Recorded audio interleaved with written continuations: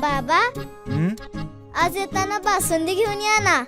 अगं, कालच आपण आईचा वाढदिवस होता म्हणून आणली होती ना. ऐकलं, गोकुळची बासुंदी पुन्हा खावीशी वाटतेय.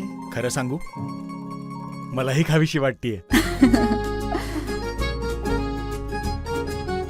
पुन्हा पुन्हा खावीशी वाटणारी गोकुळ बासुंदी. मेढा येथील घुमटीत खाली समाधी आहे आणि त्यावर पिंडी आहे. समाधी आणि त्यावर पिंडी याचं आश्चर्य वाटलं.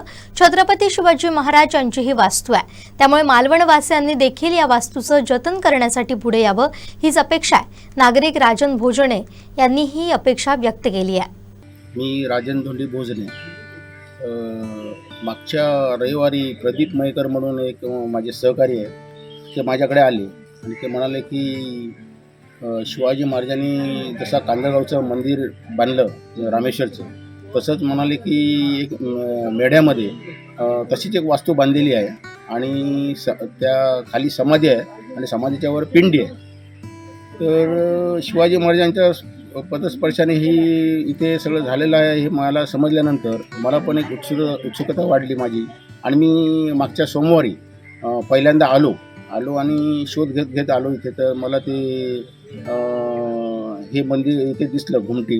मग ते बाबा मोळी म्हणून आहे तिथे, त्यांच्याशी माझी भेट झाली.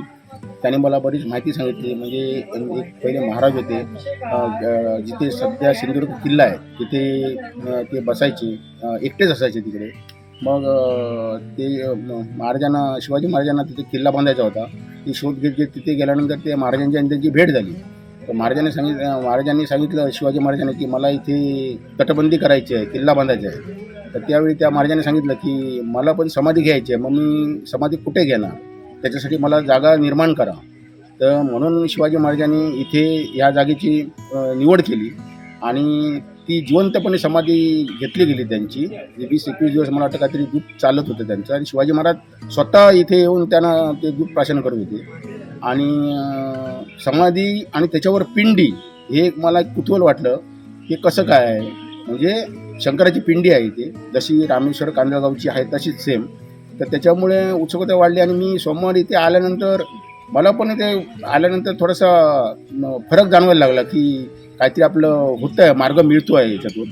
आणि इथे आता आमची एकच इच्छा आहे की आता सगळ्यांनी मालवणच्या आधी मूळ स्थानिक लोकांनी इथे लक्ष घालून काहीतरी इथे प्रगती आणि हे केले पाहिजे आणि ही जागा थोडीशी डेव्हलप केली पाहिजे, एवढीच माझी इच्छा आहे. आणि त्यासाठी सगळ्या मालवणवासियांनी एकत्र येऊन हे केलं पाहिजे, जेणेकरून याचा संपूर्ण भारतभर प्रसार होईल असं आमचा एक इच्छा आहे. बाकी काय.